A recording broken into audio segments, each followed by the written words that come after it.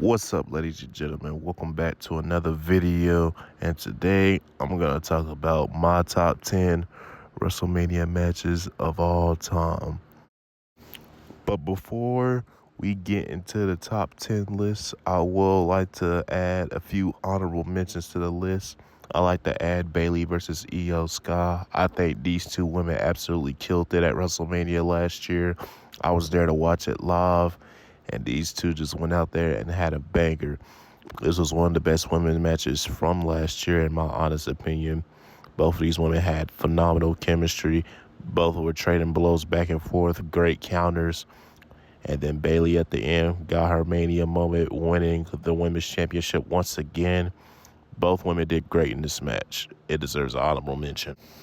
Another honorable mention is Sami Zayn versus Gunther from last year at WrestleMania from night one. This was a great match, or more than great in my opinion. These two went out there and told a great story. Sami Zayn withstood everything Gunther had to offer, and it just wasn't enough to keep him down. Sami Zayn fought back, hit a freaking brainbuster on the top rope, hitting Gunther on the top of his head. Followed up with 3 haluva kicks, I believe. And that was the nail in the coffin to Gunther's 666 IC title reign, the greatest IC title reign of all time, ended by Sami Zayn. This was a fantastic match. And last and not least, the final honorable mention before we get into the top 10 list, we got Gunther versus Drew McIntyre versus Sheamus from WrestleMania 39. This is, in my opinion, the best IC title match to happen at WrestleMania. These three men went out there and put on a fucking classic of a match. 3 of the toughest SOBs in WWE going out there and fighting for the Workhorse Championship of the company. This is what the Intercontinental Championship was all about. I rewatched this match not too long ago, and it still lives up as one of the greatest title matches you will ever see today. As I start off my top 10 list, at number 10, I got Sami Zayn and Kevin Owens teaming up against the members of the Bloodline, Jimmy and Jay Uso, the Usos, at WrestleMania 39, the main event of night one. This match deserves the main event. These 4 men went out there and killed it. Sami Zayn playing a perfect role in this match once again. As the Usos, they did everything to try to put Sami Zayn down, and it just wasn't enough. KO and Sami fought back, and then it led to the ending, a great ending to this match with Sami Zayn hitting back-to-back haluva kicks on Jey Uso, if not 3, but I think it was 2. But yeah, back-to-back haluva kicks to Jey Uso, which led to these guys winning the tag team titles for the first time in the main event of WrestleMania. The first tag team match to main event of WrestleMania since the very, very, very first WrestleMania. How ironic is that? But yes, this match is a certified classic, 5 stars. It deserves all the stars in the world, in my opinion. Coming in at number 9, we got AJ Styles versus the Phenom Undertaker at WrestleMania 36 in a Boneyard match. Now, this was during the pandemic. That's where WWE had to adapt and go a little different about some of their matches. In this one, they chose to have a Boneyard match, basically a Buried Alive match in a nutshell. But this was just a cinematic classic, in my opinion. These two guys, they went out there and had one hell of a cinematic match. It was better than anyone would thought it would be. It was just fantastic. The production behind this match was just perfection. And it showcased the 3 versions of The Undertaker all perfectly. The dead man persona, the American Badass, and the man himself, Mark Calloway, all in one. And AJ Styles was determined to bury the dead man, but at the end, he just realized the Phenom was just not going to have it. This was a fantastic match. I think this was the perfect send-off for The Undertaker and for him to retire off of this match. This was just a fantastic match. I loved every second of it. Number 8, we got Bianca Belair versus Becky Lynch at WrestleMania 38 for the Raw Women's Championship. This match easily surpasses the Bianca match versus Sasha she had the previous year, and I was there for that match. That match was pretty good. I wanted to add it on the list, but this match was just far better in my honest opinion. Both are great matches, but this one's just a better option. Bianca versus Becky, this feud is just fantastic. One of my favorite feuds in wrestling because it all started at SummerSlam 2021 when Becky came back and beat Bianca in like 8 seconds to win the SmackDown Women's Championship. And they had an on and off feud for like the rest of 2021, which led to 2022. And Bianca Belair, she won the Elimination Chamber, which she had the choice to face Becky at WrestleMania for the Raw Women's title. These two had great chemistry. The build up to this match was even great. And this match at Mania did not disappoint. It was one of my favorite matches from that weekend with Cody and Seth. But this was just my favorite just due to the storytelling these two women had. And the match itself is just brilliant. Even with the opening match, like it started off with Becky. She hit the manhandle slam just for Bianca to have a close kick out. Bianca showing off her athleticism with doing a 450 from the second rope. It was everything about this match, including towards the end when Becky trying to go for the manhandle slam. Bianca countered, and then back and forth they went for a while, and then till finally Bianca put Becky on her shoulders and hit the KOD for the 1, 2, 3, winning her second women's championship. Second? Yeah, I think it's her second. But yes, great match between these two women. Loved it. The lucky number 7 spot goes to Edge versus Mick Foley at WrestleMania 22. This match has a very special place in my heart because WrestleMania 22 in general was the WrestleMania that put me on wrestling. Like, I was maybe 6 years old watching this match for the very first time, and I was like, what on earth is this? Like, I've never seen anything like this in my entire life. I seen this match for the first time. It was just crazy. It was pure bedlam between these two men. It was barbed wire, thumbtacks, and as you see here, the iconic spear through the flaming table. These men were hell-bent of putting each other through hell. And this match was just all types of craziness and up to my standard when it comes to wrestling. I mean, even though I don't really enjoy hardcore matches like that, but this match right here, this was what had me hooked to wrestling. This was just pure insanity at its finest. Typical Mick Foley type of match, him putting his body on a line just to get a guy over. This was the match that put Edge on the map as a top main eventer, and which would eventually lead to him winning more gold in his career, including in this year in 2006. At number 6, we got Charlotte Flair defending her SmackDown Women's Championship against the Eradicator, Rhea Ripley, the Women's Royal Rumble winner of that year. These two women just have fantastic chemistry. Their 3 matches they've had just doesn't disappoint, including the triple threat plus EO they had at NXT TakeOver in Your House from a few years back.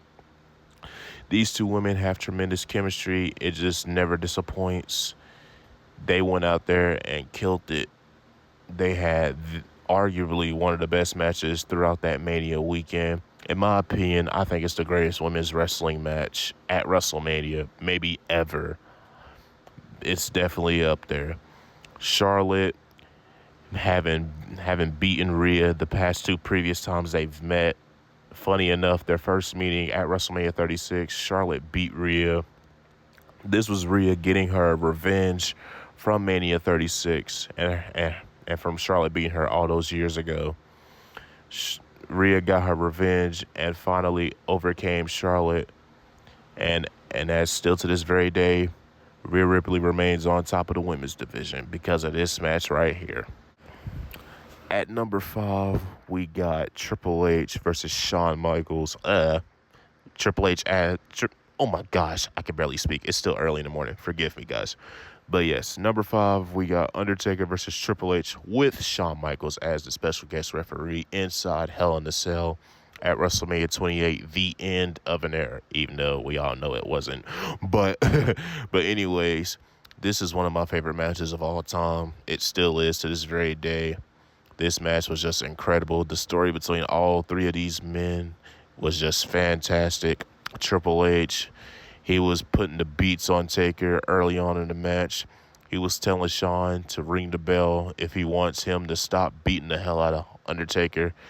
But Undertaker, just being the resilient Taker that he is at WrestleMania, he was like, don't stop the match. And when Shawn was trying to stop it, he put Shawn Michaels in Hell's Gates, which led to Triple H pulling out the sledgehammer and defending his best friend, which will lead to a couple minutes later in the match, Undertaker trying to go for a tombstone. Triple H breaks out of it, which led to a sweet chin music from Shawn Michaels, retaliation to the dead man for what he did, which led to a pedigree and a very, very, very close kick out. One of the best kickouts of all time.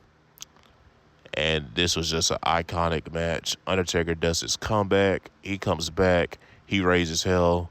He shows Triple H that even on your best day, you can't beat my streak. One of the greatest matches to ever happen, and one of the greatest matches I've ever saw. This match is just fantastic. At number 4, we got Daniel Bryan versus the Royal Rumble winner of that year, Edge, versus the Universal Champion Roman Reigns at WrestleMania 37, the triple threat match. This match is one of my favorite matches of all time. Being there live and just soaking up all the energy, it was just amazing. Like, these three men went out there and had a hell of a match. This is one of the best matches I've ever seen live. It was so great to watch. Daniel Bryan's last WrestleMania match, little did we all know, and it was one of the few Mania matches for Edge as well. This was one of the best matches ever. Like, these three men went out there and killed it. Roman Reigns, with the help of Jey Uso, even with Jey Uso, Edge, he wasn't having it. He took out Jey early in the match with the DDT on the steps. It neutralized Jey Uso for most of the match. But these three men went out there and had a banger of a match. It spilled all the way outside to the ring. Announce tables were broken. All types of bedlam. Steel chairs. Parts of a chair used as a submission. Like, all types of craziness happened in this match. But in the end, it was too much for Edge and Daniel Bryan, because Jey Uso came back and helped his tribal chief remain champion, as Roman Reigns delivered a concerto to Daniel Bryan. Wait, no, scratch that. It was Edge that did a concerto to Daniel Bryan, and then Jey came back, and then Roman Reigns delivered a concerto to Edge. He stacked him, and then he pinned him to retain the Universal Championship. This match was just great. Number 3 on the list, we got Shawn Michaels versus Kurt Angle from WrestleMania 21. In 2005, this was a hell of a dream match that came to life. You got two of the top best in-ring performers at that time going head-to-head at WrestleMania. This was just a fantastic, glorious match to witness. These two men were hell-bent to put on a masterclass of a match. In some people's opinion, this is still the greatest WrestleMania match of all time. And who the fuck am I to disagree with that statement? These two men went out there and had a classic Mania match. It still holds up to this very darn day, because that's how good this match is, and that's how good their chemistry is. And these two they didn't practice, they didn't do nothing. They just went out there and did this on a fly, which is crazy to think about. Because these two men, like, they just had an outstanding match. This match was just fantastic. It was Shawn Michaels trying to prove he could out-wrestle Kurt Angle. But little did he know that Kurt Angle is a wrestling god in that ring. I mean, do I have to tell you about him winning the gold medal with a broken neck? Do I really have to tell you that? But yeah, anyways, this match was just fantastic. One of the greatest WrestleMania matches of all time, if not the greatest WrestleMania match to ever exist, ever. At number 2, we have The Undertaker versus Shawn Michaels at WrestleMania 26, the main event of WrestleMania 26 that year. Shawn Michaels' last match ever. It was his last match. Don't at me. But yes, people, this match, this match right here, for a very, very, very long time, this was my favorite match ever. Cause these two men, like the storytelling. Like, once again, I'm a big sucker for storytelling, especially when it's done right. Especially if it's long-term storytelling that's done right. These two men went out there and had a classic. This time it was no DQ. The only way you can win is by pinfall or submission. These two men went out there and had a classic match. It deserved to main event, in my opinion. And Shawn Michaels, he couldn't go out no better way than this. And then at the end of the day, it was too much for Shawn Michaels. He thought he could end the streak, but at the end, The Undertaker was just too powerful at WrestleMania.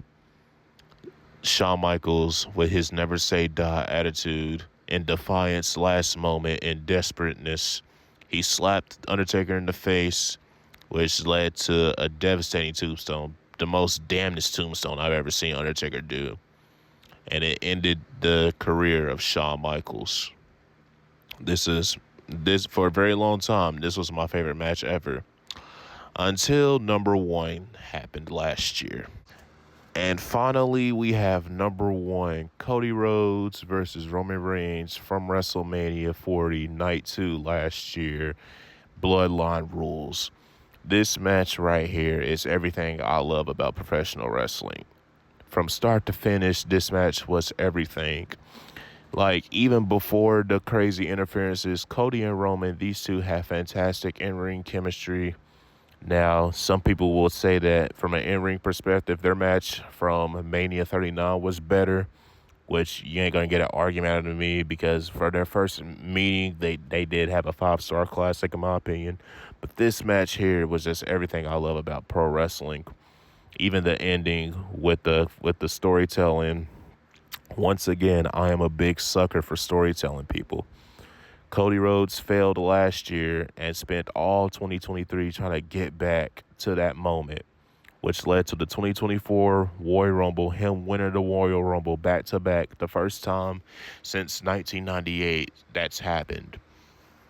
And for him to deny The Rock of his Mania match against Roman, just saying, no, you didn't win the Rumble, I did. To him to defy The Rock and say, no, I deserve this to go up against the final boss. Him and Seth Rollins, even though they failed in night 1 to get a clean match, night 2, Cody had a plan and it worked. It was just everything about this match. I loved it. The chaos. It was just perfect. It was a beautiful disaster. That's what this match was. And I loved every second of it. Seeing it live was just phenomenal. I loved it. I damn near cried when Cody won the championship. This was my favorite match ever. Everything I love about pro wrestling. And Cody Rhodes, at the end, he proved that wrestling indeed does have more than one royal family.